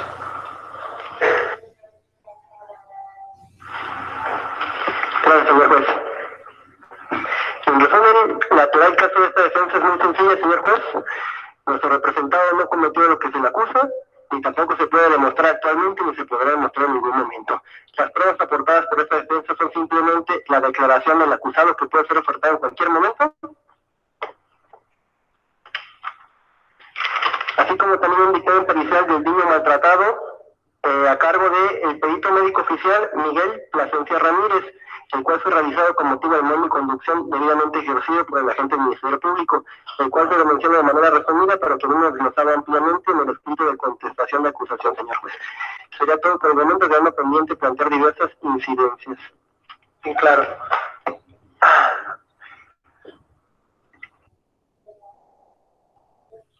¿O más? No, en torno al ofrecimiento de pruebas, el resumen de esta defensa sería todo, simplemente como le comento, quedando pendiente para posteriormente las incidencias. Agente del Ministerio Público, le concedo el uso de la voz a usted para establecer si desea controvertir o no los medios de prueba ofertados por la defensa. Ninguna manifestación al respecto, señoría. Asesor jurídico. Ninguna manifestación, señoría. Abogados defensores. Sí, oportunidad para exclusión de pruebas, señor juez. Adelante, tiene el uso de la voz. Nada más una cuestión. Previamente a la exclusión queremos señalar sobre vicios formales de la misma. Adelante. No, señor juez. Haremos valer tanto vicios formales como diversas incidencias, previo inclusive a comenzar con el debate sobre exclusión de medios de pruebas. En principio, señor juez, necesitamos la corrección para el agente del Ministerio Público del siguiente vicio formal que nos parece de suma importancia. El agente del Ministerio Público manifestó que acusa por los hechos sobre los cuales se imputó, es decir, aquellos que comenzaron desde que la menor tenía aproximadamente 8 años y aquellos que sucedieron también el día 17 de enero dentro de la carnicería. Lo anterior en virtud de que sobre el día en que tuvimos el desahogo de la audiencia de vinculación al proceso, usted al resolver sobre la misma, claramente resolvió que usted vinculaba únicamente por los hechos que sucedieron aproximadamente a las 5:30 o 6:30 fuera de la carnicería, no dentro de la carnicería. En tal circunstancia, usted estableció claramente sobre qué hechos se sujetaba proceso a mi representado, siendo incuestionable el hecho de que la acusación únicamente puede versar sobre los hechos materia de la vinculación. Primera cuestión sería. Agente del Ministerio Público. Bueno, en relación a la manifestación formulada por la defensa, respetuosamente esta representación social difiere en el punto de vista, toda vez que la acusación se encuentra realizada en el sentido, es una narración de hechos y los cuales nos llevan a establecer que el golpe el golpe motivo por el hecho de que se le acusa se precisó, se estableció efectivamente, como dice la defensa, en el exterior de la carnicería al momento en que la menor se subía al vehículo. Ahí establecen la acusación, señoría. De esta manera, ese golpe que recibió en el exterior de la carnicería es la materia de la acusación, señoría. Es cuanto. Señor jurídico. Al igual me sumo con la observación, toda vez que quedó perfectamente bien detallada la situación. Abogados, defensores. Bueno, señor juez, solamente para poner una cuenta, el artículo 318 es muy claro de establecer que el auto de vinculación al proceso establecerá el hecho o los hechos delictivos sobre los que se continuará el proceso o se determinarán las formas anticipadas de terminación del proceso, la apertura a juicio o el sobreseimiento. A su vez, el artículo 335 en su último párrafo también establece claramente que la acusación solo podrá formularse por los hechos y personas señaladas en el auto de vinculación al proceso, aunque se efectúe una distinta clasificación, la cual deberá ser del conocimiento de las partes. ¿Por qué no insisto esto, señor juez? Porque aun cuando es cierto que se fue antecedente, lo cierto es que el hecho de que sea antecedente no implica que esto tenga que ser materia de la acusación, partiendo de la base de que, así como lo manifestó ampliamente ahorita, lo manifestó ampliamente con usted en la audiencia inicial en la fase de vinculación al proceso, y a pesar de eso usted determinó que no vinculada por todo, sino que vinculadamente únicamente por los hechos sucedidos posteriormente en la parte de afuera de la carnicería. En tal circunstancia, al existir esta acotación expresa en la legislación, es menester que se corrija su juicio informal y que únicamente se pueda acusar por lo sucedido en la parte de afuera de la carnicería. Gracias. Señor Eric Puente Sauceda, ¿desea usted manifestar algo en relación a lo que aquí se ha dicho?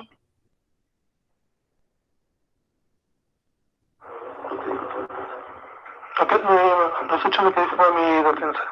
Bien, en cuanto a este vicio formal que ha presentado la defensa, en concepto de este juzgador, le asiste la razón a la misma, en razón de que, como ya se precisó, el artículo 335, penúltimo párrafo, establece que la acusación solo podrá formularse por los hechos y personas señaladas en la autovinculación al proceso. Esto en clara concordancia con lo expuesto por el artículo 318 del Código Nacional de Procedimientos Penales, de tal manera que al conceder como procedente ese vicio formal en que ha incurrido la representación social en su acusación, esta únicamente tendrá que ver específicamente con los hechos por los cuales se vinculó al señor Eric Puente Sauceda y que ha hecho la connotación su defensa en el sentido de que se refieren única y exclusivamente a aquellos acontecidos al exterior del negocio comercial ya aludido. Abogados defensores, ¿tienen ustedes alguna otra manifestación? Gracias, señor juez. Dime mi compañero, señor juez. Sí, respecto de la solicitud de exclusión de pruebas con fundamento en el artículo 343, 346, fracción primera, inciso B.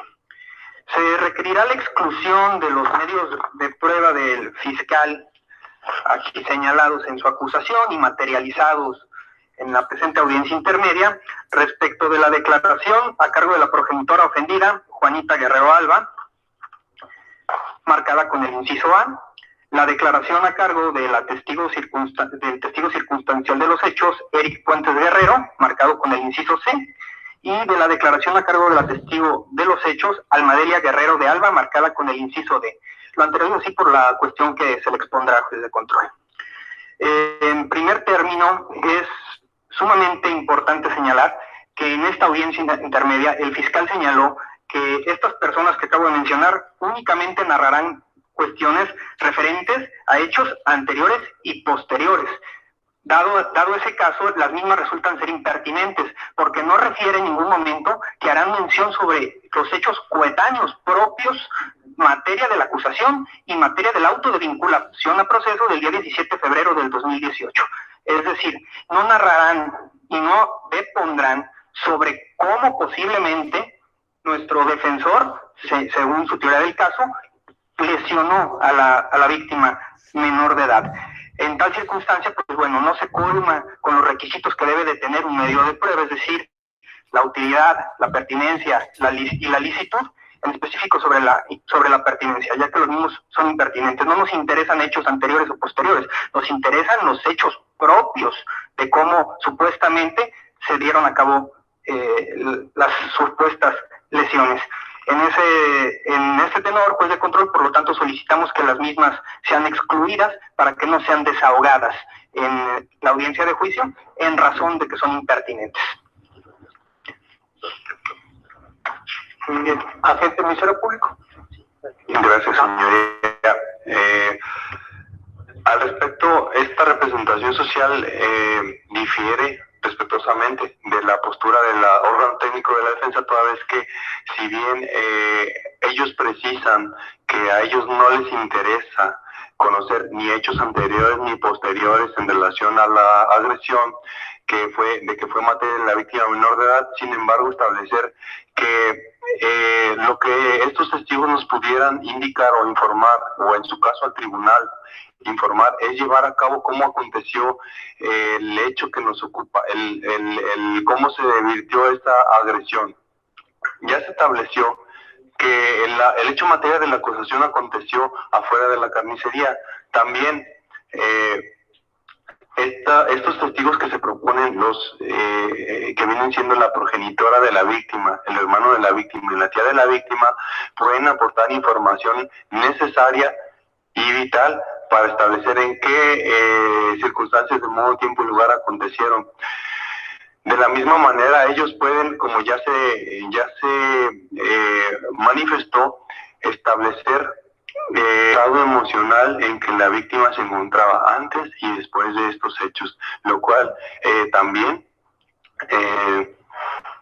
generó, como ya se estableció con las experticias mencionadas en psicología, le determinaron un daño emocional a la víctima. De esta manera ellos pueden robustecer esta circunstancia en relación a precisar el daño psicológico que le fue ocasionado, y ello es anterior y posterior a los hechos en que se manifestó esta agresión a la víctima, de tal manera que se considera relevante, pertinente la participación de estas personas en el juicio oral. Pues también no olvidemos que parte de lo que se persigue en este procedimiento, en este nuevo sistema de juicio oral, es la reparación del daño hacia la víctima, de tal manera que se considera que son pertinentes el testimonio de estas personas, señorías. ¿Cuánto? Asesor jurídico. Apreciación que ahorita la defensa está tomando con relación al ofrecimiento que hace el agente del Ministerio Público. El agente del Ministerio Público hace referencia a hechos anteriores y posteriores, sin embargo, dentro de su misma descripción también refiere en forma explícita de que corresponden a los hechos propios del suceso como tal. Toda vez que menciona que se percata de los hechos cometidos en agravio de la hija menor, o sea, propiamente se refiere al instante del hecho. En base a ello, pues los argumentos que se están planteando para los efectos para intentar desvirtuar estos elementos de prueba, pues no tienen efecto en razón de que sí se están considerando toda la exposición, si bien de manera poco omisa se inicia con la descripción anteriores y posteriores. Dentro de la misma exposición se hace específico señalamiento del el hecho contundente y objetivo, que es cuando se comete la conducta ilícita. Es cuanto, señoría. Abogado de la Procuraduría de Protección de los Derechos. Gracias, señoría. Esta representación comparte lo expuesto por la representación social aquí presente, tomando en consideración que los medios de prueba que hoy la defensa solicita sean excluidos, los mismos tienen que ver con el pago de la reparación del daño, señoría. Es cuanto. Gracias. Abogado defensor. Gracias. Señoría, aquí usted acaba de resolver la corrección en la acusación que hizo el Ministerio Público para acotar los hechos dentro de la autoviculación. Y al acotarlo, bueno, también se reducen los hechos en materia de caudal probatorio que se ofreció. Pero además aquí hay que precisar otra cosa más. El momento para ofrecer sus testigos, sus datos de prueba, en este caso de sus pruebas, fue al momento de hacer la acusación. Y el Ministerio Público, en su acusación, es contundente y claro, quien depondrá sobre circunstancias anteriores y posteriores al hecho objeto de la investigación.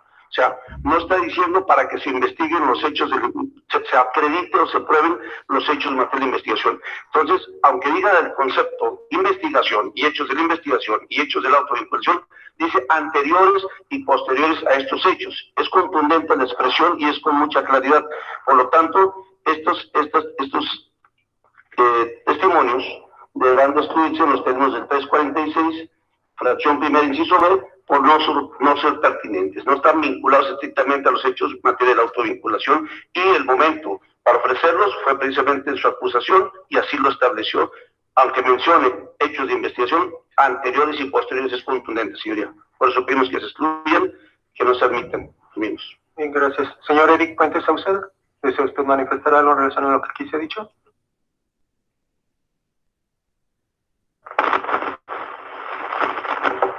No. Bien, procedo a resolver. Disculpe, juez, sí, únicamente para robustecer el comentario del argumento de mi compañero defensor, es importante señalar, se materializó, se perfeccionó el escrito de acusación al momento de que el órgano del fiscal la presentó al órgano jurisdiccional. Por lo tanto, no lo puede perfeccionar en este momento, ya que es muy claro, ¿no? Se limita a hechos anteriores y posteriores, y al usted hacer la depuración de los hechos, dejó, obviamente, se entiende meramente de que no importarán que se desahoguen en la etapa de juicio oral. Así me seguirá mi compañero. Por último, señor juez, también para robustecer, cabe manifestarse que el agente del Ministerio Público, cuando ofreció, por ejemplo, la declaración de la menor Paulina Esmeralda Puentes Guerreros, ahí sí manifestó quien depoderá sobre experiencias anteriores, coetáneas y posteriores. Es decir, ahí sí dijo expresamente sobre lo coetáneo, sobre lo que sucedió en estos hechos, pero los demás no lo dijo. Los demás dijo nada más me interesa ofrecerlos para el tema anterior y posterior. Que si tenían conocimiento o no de algún hecho, eso no tiene nada que ver más que con la manera en que se ofrecieron. O sea, pueden tener conocimiento de muchas cosas, pero no se ofrecieron para eso. Se ofrecieron expresamente para declarar sobre lo que sucedió antes y lo que sucedió después de los hechos materiales de la acusación, lo que evidencia una total impertinencia con la materia de la acusación. Y fue así como se ofreció para el Ministerio Público. ¿Cuánto? Gracias. Habiendo escuchado a las partes sobre el tema debatido, procedo a resolver. Pues bien, en concepto de este juzgador, los testimonios de las personas para desahogarse en la audiencia de juicio oral, de nombres Juanita Guerrero Alba, Almadelia Guerrero Alba y Eric Puentes Guerrero, resultan ser pertinentes. Aun y cuando el agente del Ministerio Público los haya ofrecido para acreditar circunstancias anteriores y posteriores en relación a las circunstancias de los hechos, en materia de esta causa. Lo cierto es que, atendiendo al delito que se trata, maltrato infantil, y que tiene que ver con una, según se dice, una agresión a la menor de edad víctima de los presentes hechos, se debe establecer el contexto en el que fue inferida esa agresión, es decir, el estado anímico y las consecuencias que producieron esa agresión en la economía corporal de la víctima. De ahí entonces que sí, pues, en concepto de este juzgado resultan pertinentes estos testimonios, aun y cuando sean circunstancias anteriores y posteriores al evento. Nada que ver con lo de respecto de la reparación del daño para un argumento de que deba de admitirse, sino esa circunstancia anímica en que se suscitan esos hechos y luego las consecuencias materiales objetivas de los mismos. Por lo tanto, deben de pervivir estos pruebas para desahogarse en la etapa de juicio oral. Abogados defensores. Gracias, señor juez. Por otro lado, también, por otro motivo distinto, le pediríamos también la exclusión del siguiente medio de prueba, señor juez, consistente en el testimonio a cargo de la licenciada en psicología Liliana Briceño Penayo.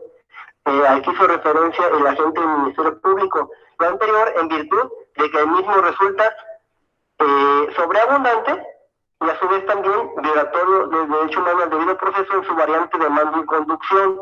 Lo anterior, en virtud de que dicho dictamen pericial en principio fue ordenado únicamente para la práctica de un dictamen pericial para determinar si existió o no estrés postraumático. ¿sí? Sin embargo, dicha perito, al momento de emitir su dictamen, se excedió de lo que le fue ordenado y conducido por el agente del Ministerio Público, ya que aun cuando respondió expresamente en su apartado de conclusiones que la menor de iniciales de nombre reservado no cumplía con los criterios de diagnóstico del trastorno de estrés postraumático según el manual diagnóstico y estadístico de los trastornos mentales, aun cuando manifestó que no cumplía con lo que se le requirió, ella por su cuenta se excedió a manifestar que, sin embargo, sí presentaba afectación en el desarrollo de la personalidad a consecuencia de las agresiones y rechazo de parte del padre.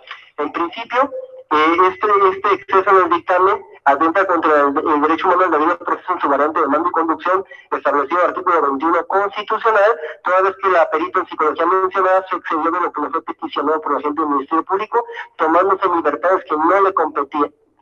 Principio. A su vez, también resulta sobreabundante el dictamen en mención en virtud de que después de que dice que no existe el anterior, que ella sí concluyó que sí presentaba afectación en el desarrollo de la personalidad a consecuencia de las agresiones y rechazo de parte del padre, lo que resulta sobreabundante, toda vez que para ese efecto fue que anteriormente se ordenó el dictamen a cargo de la licenciada en psicología Irma Selene Farías Álvarez. Es decir, esta segunda conclusión que pretendió realizar fuera inclusive de la instrucción dada por el agente del Ministerio Público, fue sobre el mismo tema sobre el cual concluyó ya previamente la perita en psicología Irma Selene Farías Álvarez, resultando por ende evidentemente sobreabundante, lo que inclusive se traduce en perjuicio para mí representado para efectos de reparación del daño, toda vez que la perito Irma Selene Farías Álvarez determinó que la reparación para ella sería 13,000 pesos, mientras que la perito Liliana Briceño Pelayo determinó que sería 26,000 pesos, por el mismo dictamen, por los mismos hechos. Es decir, se tiene un doble dictamen sobre el mismo hecho, concretamente.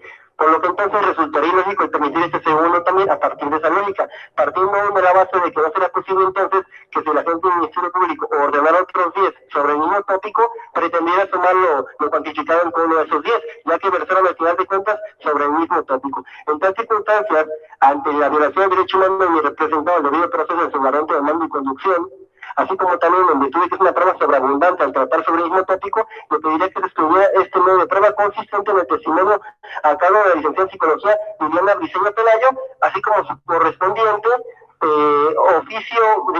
documento oficio número IJCS, diagonal 40537, diagonal 2018, diagonal 12CE, diagonal TS, diagonal 02, ofrecido en el inciso E del punto 7.3 del documento de la acusación.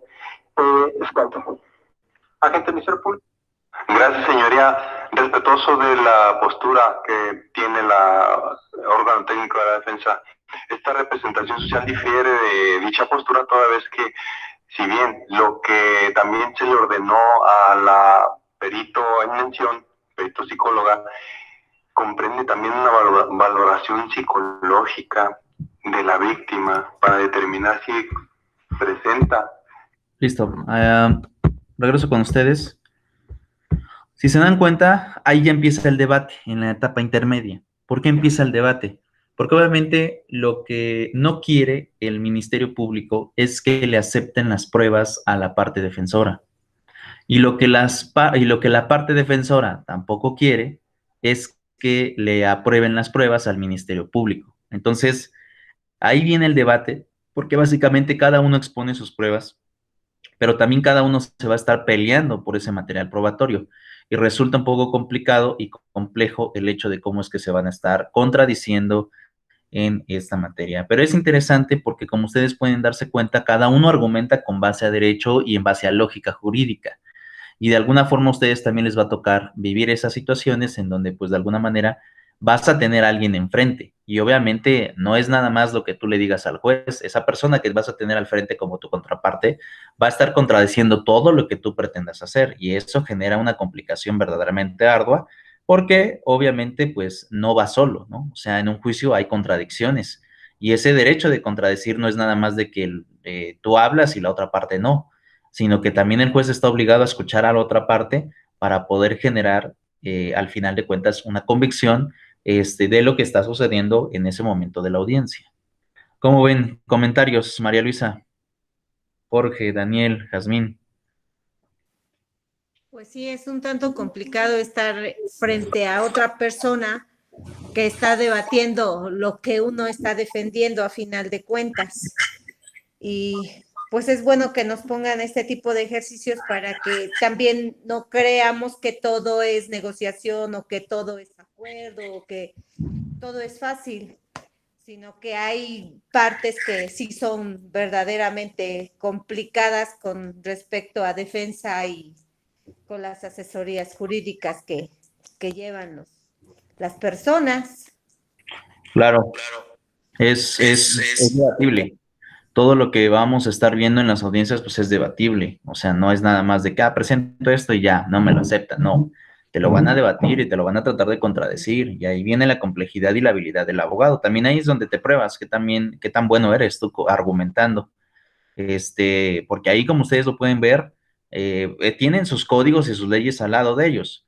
Pero también las revisiones que haces al código tienen que ser muy rápidas y tienes que reaccionar muy rápido al momento de generar un argumento. Entonces, pues no tienes el tiempo del mundo para poder pensar y decir qué voy a hacer, sino que estás limitado en la cuestión de tiempo.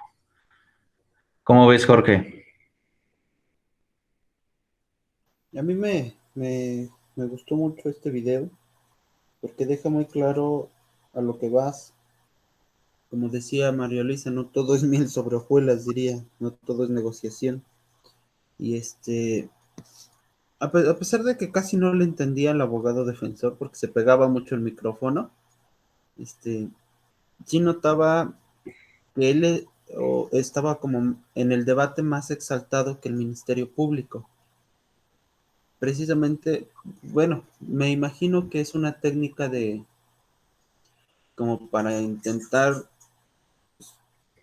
pues, imponerse al Ministerio Público. El hablar más fuerte te da como que más fuerza a tus palabras.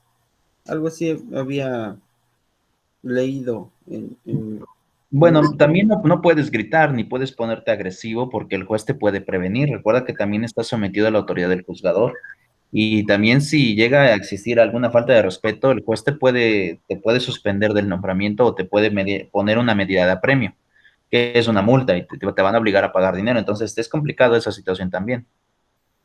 Sí, pero por ejemplo, las personas que tienen la voz muy fuerte por naturaleza, es como que desde cierto punto de vista podría ser una ventaja.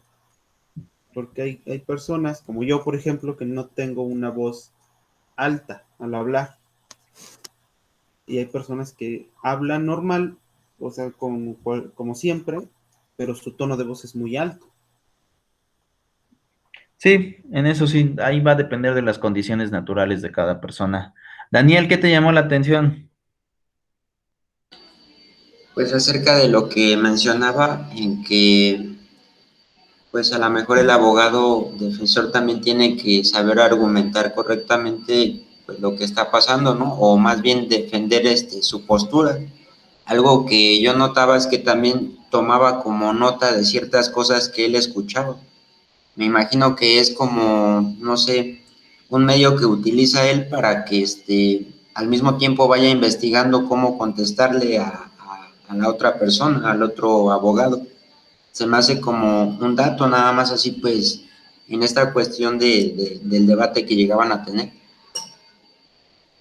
Sí, lo que haces es poner una pauta sobre los cuestionamientos que se están haciendo y obviamente ir contestando en base a ese número y a esa forma de generarte estos argumentos. Es decir, para contestar todo y que no se te vaya absolutamente ninguna oposición y contraargumentes todo lo que se te está formulando en vivo en la audiencia. En fin, chicos, yo creo que dejo la sesión hasta aquí y nos vemos la próxima semana, ¿de acuerdo? Sí, profe. Sí, Cuídense. profe. Que tenga un buen fin. Hasta luego. Hasta luego.